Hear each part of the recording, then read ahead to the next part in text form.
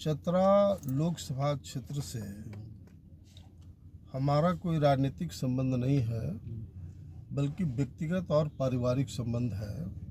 1991 से मैं वहाँ चुनाव लड़ रहा हूँ। 2 पार्लियामेंट चुनाव छोड़ करके लगातार मैं चुनाव वहाँ लड़ते रहा हूँ और वहाँ मैं लगातार इधर 8 दिन का मेरा कार्यक्रम है। सभी प्रखंड वाइज जितने भी सामाजिक कार्यकर्ता पॉलिटिकल जो लोग हैं, सबसे मैं मिल रहा हूँ और सबसे राय मशविरा कर रहा हूँ कि कैसे चुनाव जीता जाए। और 3 दिन से लगातार मैं घूम रहा हूँ। काफ़ी बढ़िया रिस्पॉन्स है। जो ख़ास तौर से बीजेपी का उम्मीदवार भूमिहार समाज से आते हैं, उनका मात्र 25 से 30 हज़ार वोट है। उसी तरह से कांग्रेस का जो उम्मीदवार है त्रिपाठी जी, उनका भी ब्राह्मण का मुश्किल से 20 से 25 हज़ार वोट है। तो टोटल 20 लाख वोटर में करीब 1 लाख के आसपास सवर्ण समाज का वोट है। बाकी तमाम बैकवर्ड, दलित, माइनॉरिटीज और ट्राइबल्स है, आदिवासी है। हमारे पितामह शहीद जगदेव प्रसाद ने जो नारा दिया था 10 का शासन 90 पर, नहीं चलेगा नहीं चलेगा, 100 में 90 शोषित है, 90 भाग हमारा है, उसी पैटर्न पर हम चुनाव लड़ेंगे। और 1 मई को सब क्षेत्र का तमाम लोग से राय मशविरा करने के बाद 1 मई को हम लोग नॉमिनेशन करेंगे। तो ये हमारा ख़ास तौर से प्लान है कि 3-4 मुद्दा पर ही हम ख़ास तौर से चुनाव लड़ेंगे। पहला मुद्दा है कि चतरा फील्ड फायरिंग रेंज जब हम सांसद बने थे उस समय भी हुआ था। मैंने पार्लियामेंट में इस बात को स्पष्ट रूप से कहा कि अगर आज फील्ड फायरिंग रेंज समाप्त नहीं किया गया तो मैं कल पार्लियामेंट में आत्मदाह करूंगा, जिसकी सारी जिम्मेवारी सरकार की होगी। और देर सरकार ने फील्ड फायरिंग रेंज पर रोक लगा दिया था। लेकिन फिर बीजेपी की जो सरकार अभी है वो 6 महीना पहले से फील्ड फायरिंग रेंज का घोषणा कर दिया, जिसमें 321 गांव उसमें इन्वॉल्व है, 3 प्रखंड का। वो वहाँ तीनों प्रखंड में किसी जाति संप्रदाय के लोग हैं।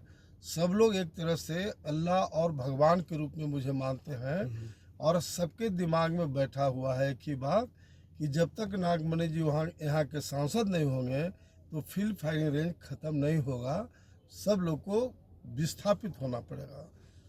तो ये मेरा कमिटमेंट है कि वहाँ की जनता का आशीर्वाद और दुआ मिला तो फील्ड फायरिंग रेंज को एट एनी कॉस्ट समाप्त करने के लिए अगर मुझे पार्लियामेंट में आत्मदाह भी करना पड़ेगा तो मैं पीछे नहीं हटूँगा। नंबर 1।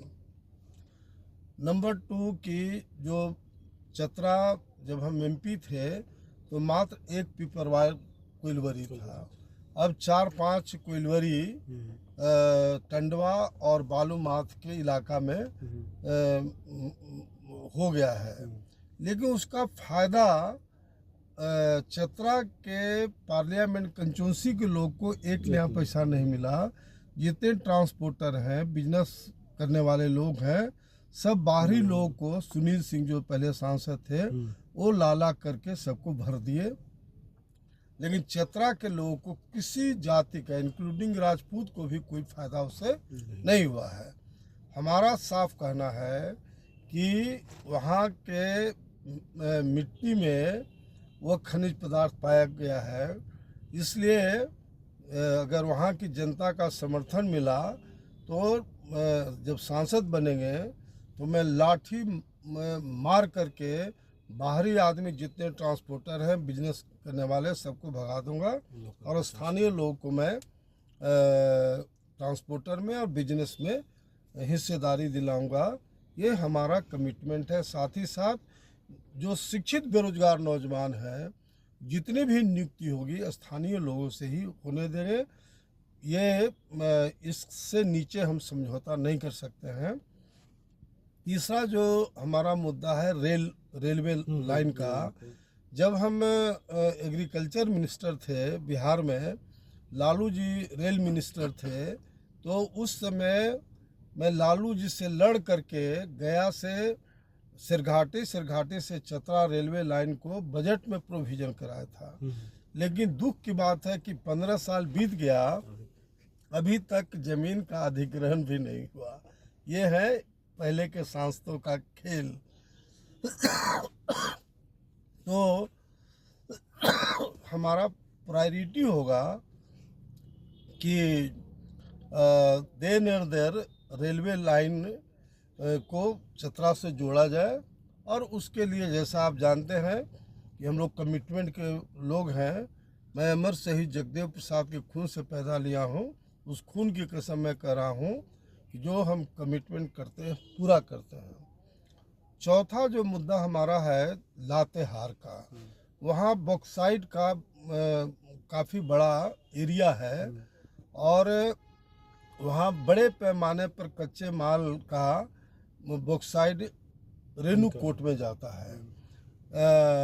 जबकि सरकार ने कमिटमेंट किया था 1995-96 में कि जल्द वहाँ बॉक्साइट के आधार पर हम लोग कारखाना बनाएंगे, जिससे स्थानीय लोगों को रोज़गार मिलेगा, स्थानीय लोगों को फ़ायदा होगा। लेकिन अभी तक वहाँ फैक्ट्री नहीं बना है। तो मैं डंके के चोट पर इस बात को कहना चाहता हूँ कि जनता का समर्थन मिला, सांसद बना, तो देर पहले कच्चा माल को जाने से रोकेंगे, और जो कमिटमेंट है, जो एग्रीमेंट है, उसके आधार पर फैक्ट्री जब तक लगेगा नहीं तब तक कच्चा माल जाने नहीं देंगे। ये चारों पॉइंट पर हम खास तौर से हमारा चुनावी मुद्दा होगा। ये चारों मुद्दा से हम कभी इधर उधर नहीं जा सकते। अपना नाम बताइए। मैं नागमणि पूर्व केंद्रीय मंत्री हूँ और राष्ट्रीय अध्यक्ष शोषित इनकलाब पार्टी का राष्ट्रीय अध्यक्ष हूँ।